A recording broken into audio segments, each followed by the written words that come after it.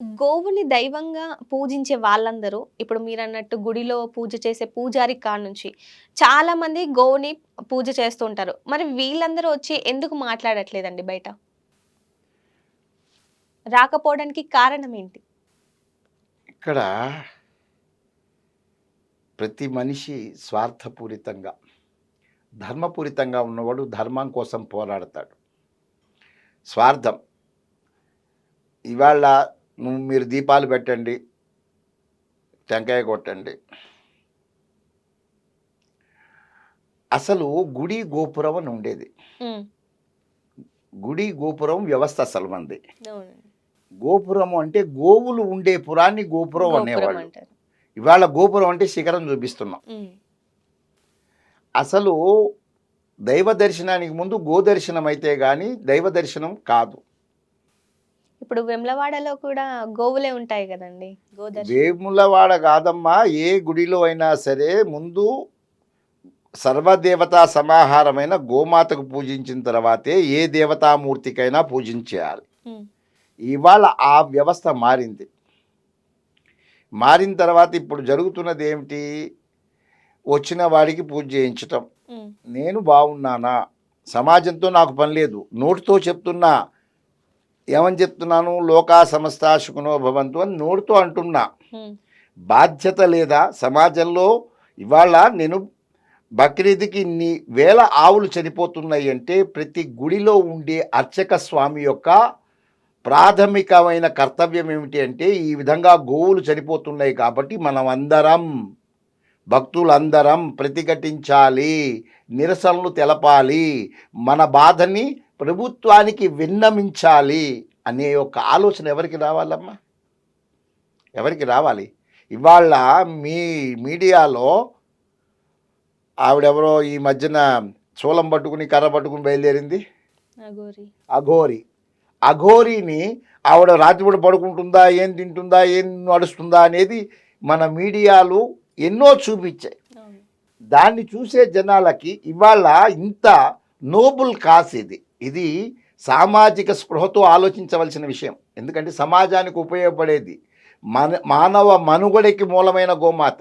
ఇటువంటి అర్చక స్వాములు ఏం చెప్పాలమ్మా? సమాజంలో జరుగుతున్న దాన్ని వీళ్ళందరూ ప్రబోధించాలి. అయ్యా, గోవుల్ని రక్షించుకోవాలి, మీరందరూ నిరసన చేయండి, ఇవాళ నిరాహార దీక్ష చేద్దాం, మన గుళ్ళల్లో బ్లాక్ బ్యాడ్జెస్ పెడదాం, మన నల్ల జెండాలు ఎగరేద్దాం. ఇన్ని విషయాలు పూజలు ఆపమని ఎవరు చెప్తల్లా. మన నిరసన గళాన్ని ప్రభుత్వానికి తెలియజేసే విధంగా గనక ఈ అర్చక సమాజం గనక ఉన్నదనుకోండమ్మా, హ్మ్. వాళ్ళ బాధ్యత చాలా ఉంది. ఎందుకంటే ప్రతి గ్రామంలోనూ గుడి ఉంటుంది. ఎవడు బాధ లేని వాడు ఎవడు లేడు ప్రపంచంలో. అవునండి. అందరూ భయంతో కూడిన భక్తిని ప్రదర్శించడానికి గుడికి వెళ్తారు. ఆ గుడికి వెళ్ళినప్పుడు ఆయన జరుగుతున్న ఇవాళ కాలమాన పరిస్థితుల్లో జరుగుతున్న విషయాల మీద చెప్పాలి. అందుకనే మనకి వాళ్ళ యొక్క బాధ్యత కూడా చాలా ఉన్నది. వాళ్ళు అది నిర్వర్తించకపోవటం హిందూ సమాజం యొక్క దౌర్భాగ్యం. గురువుగారు, గుడికి వెళ్ళినప్పుడు, గుడికి వెళ్ళిన తర్వాత దేవుడికి మన కోరికలు చెప్పాలి అంటే ముందుగా నంది చెవులో చెప్తారు. అంటే నందికి చెప్తేనే దేవునికి చెప్పినట్టు అవుతుంది. నంది వెళ్ళి దేవునికి చెప్తారు కాబట్టి నంది చెవులో చెప్తారు. అక్కడ విగ్రహానికే అంత ప్రాధాన్యత ఇచ్చినప్పుడు ఇక్కడ బ్రతికున్న ఆవుకెందుకు ప్రాధాన్యత ఇవ్వడం లేదండి? మంచి ప్రశ్న ఇది. ఎందుకంటే నిరాకార స్వరూపుణ్ణి, సాకార స్వరూపం, నిరాకార స్వరూపం అని ఉంటాయి. ఇక్కడ సజీవంగా ఉన్నది బయట ఉంది, నిర్జీవంగా శిల రూపంలో ఉన్నది లోపల ఉంది. ఈ శిలను మొక్కేవాడు సజీవంగా ఉండేదాన్ని మొక్కలేని స్థితిలో ఉన్నాడు. అవునండి. అంటే వీడి యొక్క మేధస్సు, వీడి యొక్క ఆలోచనా శక్తి పరిమితం అయిపోయింది. ఎందుకంటే ఇవాళ కొమ్ముల సందుల్లోంచి శివ దర్శనం చేసి అభిషేకాలు చేయించుకుని బాధల్ని చెవులో చెప్పుకునే వ్యక్తి నడిచే గుడి, నడిచే దేవాలయం గోమాత కానీ గోసంతతి కానీ వృషభం ధర్మానికి ప్రతీక. వృషభము అంటే నందీశ్వరుడు అని. నందీశ్వరుడు శివుడికి ఎదురుకుండా ఉంటాడు. అవునండి. ఎందుకు ఉంటాడు అంటే జీవుడు ఎప్పుడు ధర్మం వైపు చూడాలని. శివుడు అంటేనే జీవుడు. ఈ జీవుడు దేన్ని చూస్తున్నాడు? ధర్మాన్ని చూస్తున్నాడు. ఆ ధర్మం ఎదురుకుండా ఉంది. ధర్మం గనక మనకు చెప్పిన ఏదైతే ధర్మం మనకు చెప్తుందో అది అనుసరించాలి జీవుడు అని దాని యొక్క సింబాలిజం. ఇవాళ ఏమైపోయింది, ఆ ధర్మము ఆయన యొక్క చేతిలో ఉండే పతాకం కూడా వృషభ ధ్వజం, అంటే నందే ఉంటుంది దాని మీద కూడా, ఆయన జెండా ఎజెండా ధర్మమే. ఉమ్, కానీ అధర్మంగా ఉంటున్న భక్తులు దాన్ని ఆ యొక్క తేడాన్ని గ్రహించలేక బయట ఉన్న జీవికి పూజించడానికి అలవాటు పడ్డారు. చాలామంది తెల్లారు లేస్తే టీవీల్లోకి వచ్చేవాళ్ళు, గోవును పూజించండి పూజించండి. పూజించడం గొప్ప కాదు, పోషించడం గొప్ప. ఉమ్, పూజ అంటే ఏం చేస్తాడు, పసుపు కుంకుమ దానిలో వేసి అగరబత్తి తిప్పేసి ఒక అరటిపండు పెట్టి మొత్తం ఇచ్చే అంటాడు. మనవాడు తెలివిగలవాడు కదా మానవుడు. అవునండి. భక్తుడు చాలా గొప్పవాడు, భగవంతుడి కన్నా గొప్పవాడు. ఆయన బాగున్నాడా అని అడిగేవాడు లేడు, నేను బాగుండాలని కోరుకునేవాడు ఉన్నాడు ఆయన దగ్గర. కాబట్టి ఇవాళ సమాజంలో ఏం జరుగుతుందంటే, ఎదురుకుండా ఉన్న గోవు రోడ్డు మీద తిరుగుతున్నా, అది ప్లాస్టిక్ తింటున్నా, దానికి ఇంత మేత పెట్టడానికి వీడికి ఇష్టం పడతారు. కానీ అదే దౌర్భాగ్యం భారతదేశంలో, అదే దౌర్భాగ్యం. ఇవాళ మనము మన జాతికి సనాతన ధర్మానికైన గోవుని మన రోడ్డు మీద వదిలేసింది. ఇది వాళ్ళు కూడా అడుగుతారు, నీ గోవు అంత గొప్పదైతే రోడ్డు మీద వదిలేసావు ఎందుకు అని అడుగుతారు వాళ్ళు. అవును. చెప్పేందుకు ఎవడున్నాడు ఇక్కడ?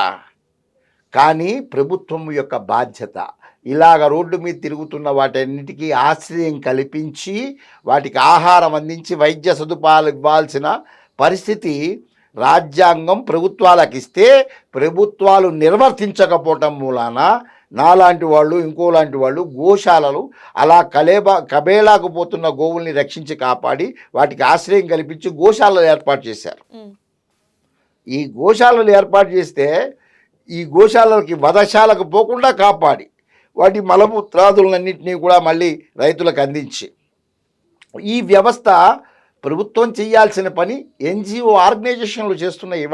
ఉమ్, ఇవాళ మీరు అడిగిన గుళ్ళో గొడవకు వచ్చేటప్పటికల్లా మనిషికి దీనిలో కదా సర్వదేవతా సమాహారం ఉన్నది. అవునండి. ఇవాళ మనము చచ్చిపోయిన వాడికి పిండం పెడితే ఆ పిండాలు తీసుకెళ్ళి ఆవుకు పెడతాం. ఉమ్, ఎందుకు పెడతాము? అది అన్ని దేవతలు తిన్న బ్రాహ్మణుడు కన్నా ఆవు కనుక అది తింటే ఆ పరలోకంలో ఉండే మన పితృదేవతలందరూ తరిస్తారని పెడతాం. ఓకే. నీ ఇంటి గృహప్రవేశానికి గోప్రవేశం ముందు ఆవు వెళ్తే కానీ నువ్వు ఇంట్లోకి వెళ్ళి నువ్వు ఎన్ని కోట్లు పెట్టి కట్టుకున్నా కానీ గోవు వెళ్తే కానీ కాదు. అవునండి. చచ్చిపోయిన తర్వాత 10వ రోజున మొదటి దానం గోదానం ఇస్తున్నావు. ఉమ్, నువ్వు ఏదైనా పాలు పొంగించాలన్నా, పిల్లాడికి అన్నప్రసన్న చేయాలన్నా ఆవు పాలతోనే నువ్వు ముందు పెడుతున్నావు. తల్లికి పాలు లేకపోతే ఆ పిల్లవాడికి పాలు ఇవ్వాలన్నా ఈ గోమాత కావాలి. అదే కాకుండా ఆయుర్వేదంలో మందుల రూపంలో నీకు ఆరోగ్యానికి గోమాత కావాలి. ఆవు నెయ్యితో హోమాలు కానీ ఏదైనా యజ్ఞయాగాదులు చేసుకోవాలన్నా కూడా గోమాత కావాలి. ఒక గోవు రోజుకి 20 కిలోల పేడ వేస్తుంది. ఈ 20 కిలోల పేడతో ఇదివరకు గోబర్ గ్యాస్ అని మన గ్రామాల్లో దీని నుంచి గోబర్ గ్యాస్ తయారు చేసేవారు. అంటే ఒక 20 కిలోలకి 16 కిలోల గోబర్ గ్యాస్ వచ్చేది. ఉమ్, ఈ గోబర్ గ్యాస్ మూలాన ఇళ్లల్లో వంటలు చేసుకునేవాళ్ళు. అలాగే ఇవాళ సైన్స్ పెరిగిన తర్వాత గోబర్ గ్యాస్తో వంటలే కాకుండా విద్యుత్తు కూడా ఉత్పాదన చేస్తున్నారు. అది కాకుండా ఇవాళ బయో సిఎన్జి అని వచ్చింది. ఇప్పుడు ఎల్పిజి సిఎన్జి అని కార్లలో ఎలా అయితే వాడుతున్నారో ఈ యొక్క మిథేన్ దానిలోంచి వస్తుంది. ఎందుకంటే గోవు యొక్క ప్రాముఖ్యత ఏమిటంటే దానిలో మిథేన్ ఉంది. ఉమ్, మిథేన్ అనేది మనకి వాహనాలకి కావలసిన పెట్రోలు డీజిల్ లాగా మీథేన్ కూడా వాహనాలు నడిపించుకోవచ్చు. ఓకే. అటువంటి మిథేన్ దానిలో ఉండటం మూలాన ఎక్కువ శాతం ఉండటం మూలాన దీన్ని బయో సిఎన్జిగా తయారు చేసి దాని బై ప్రోడక్ట్గా వచ్చేదాన్ని ఎరువుల కింద వాడుకుంటూ, అంటే ఆవు అనేది ఒక కర్మాగారం. ఉమ్, ఇవాళ మన స్పిక్ ఎరువులు, ఇంకో యూరియా, డిఏపి, గిఏపి అని చెప్పి ఎరువులు సెంట్రల్ గవర్నమెంట్ మనకు ఎలాగైతే మనకి ఇస్తోందో, ఆవు గనక ఒక్క ఆవు 30 ఎకరాల సాగుకు ఉపయోగపడుతుంది తల్లి. ఓకే. అంటే ఇంత ఉపయోగం ఉన్న గోమాత ఇవాళ దయనీయమైన స్థితిలో, ఈ గోవధ చట్టాలు ఉన్నప్పటికీ ప్రభుత్వ పాలకులు దాన్ని అనుసరించక, అమలు చేయక ఉండటం మూలాన మన జాతి సంపద అంతా మనం కోల్పోవాల్సి వస్తుంది.